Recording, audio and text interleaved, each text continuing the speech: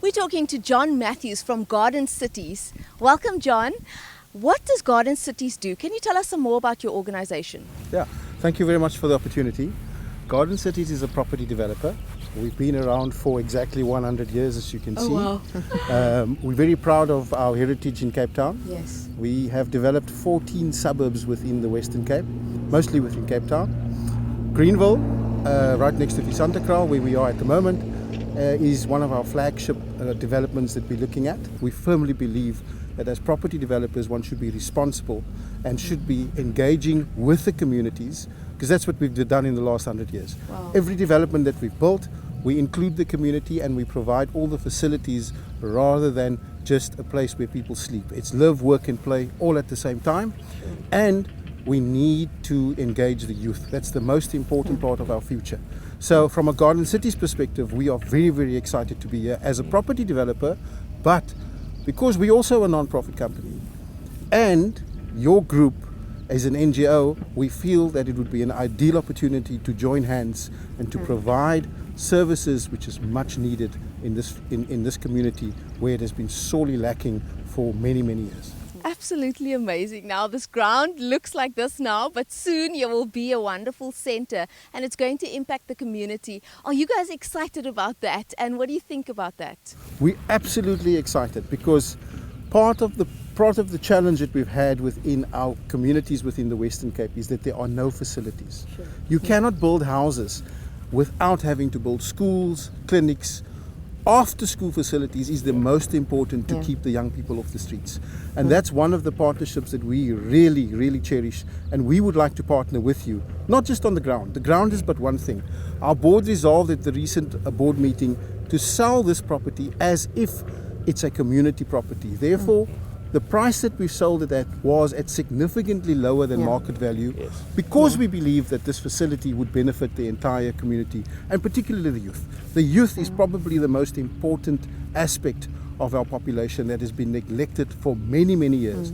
And if we don't do anything about it, it's a ticking time bomb for our whole nation, and we really got to start somewhere, and I think this piece of ground is the ideal place to start.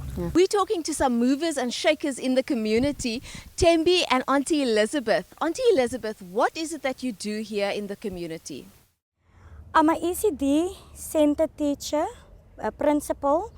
I'm also part of the victim support in our community, and I'm also helping children to get education. Awesome, amazing. We need that. Now with that, this center is coming here. Now how do you feel that this center could help you do what you do? This center will help me a lot, and not even for me, but for the community also.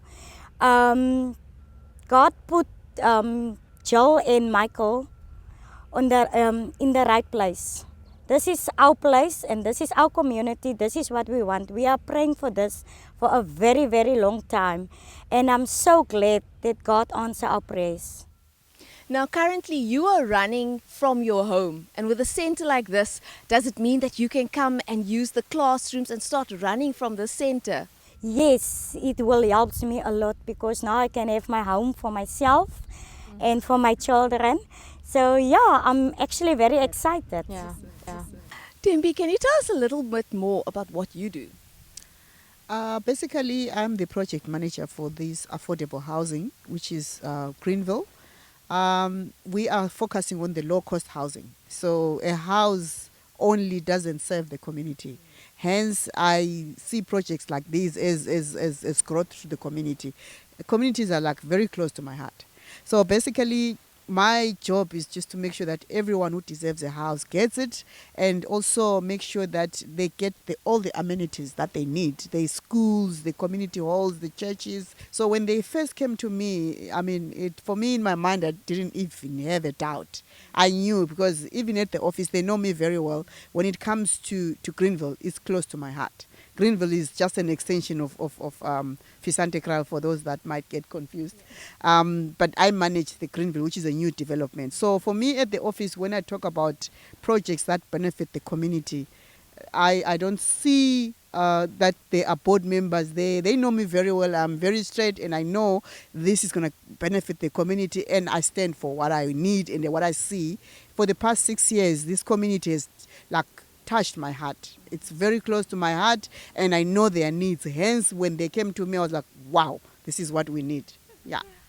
Immediately one can see that you have a passion for this community and something so exciting happening here. What are some of the things you look forward to that this center will bring to this community? For me, firstly, I am very close to people that look after orphans because I have so many in my life that some of them I've even adopted. So when they spoke about looking after orphans and vulnerable kids and grandmothers, making sure the grandmothers are trained to look after the kids or to actually sustain themselves long after they are gone, for me, that's very close to my heart. It talks to home.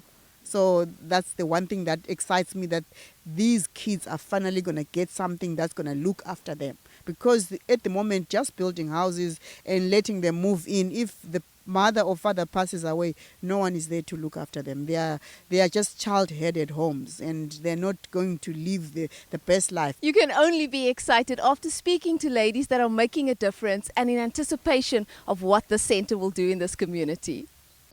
A center like this can do so much for a community, but how do you think, knowing this community, this center will impact this community, and what difference will it make? Look, everything that happens, either good or bad, in this community happens at home. If there's strong family values at a household, then the people living in that house will probably have a very successful life. If there's not strong family values, then the chances for success is always a bit less, as we see with unsocial behavior in this area. The city can only invest so much money. We have outreach programs and these type of things, but a program runs for 3 weeks at the time, and then you come back maybe in 6 months' time, and then you need to run that program again with different people. If you have a footprint in a community like Jill and them, they get the benefits of that. The society gets the benefits, the community gets the benefits, because they walk the whole program with them, not only on an emotional level but also on a financial level with regarding job creation and these type of things. Fantastic. Now, people like you and even the public out there, how can people get involved with Michael and Jill to make a difference here? Well, Jill will probably answer that question better than I do. I can just promote them, and I really want them to be here for eternity. I will do whatever I can to make sure that they are happy here and as comfortable as they can be in this area, from a city side and a personal side. But regarding investment and these type of things, I think Jill might be able to answer that better.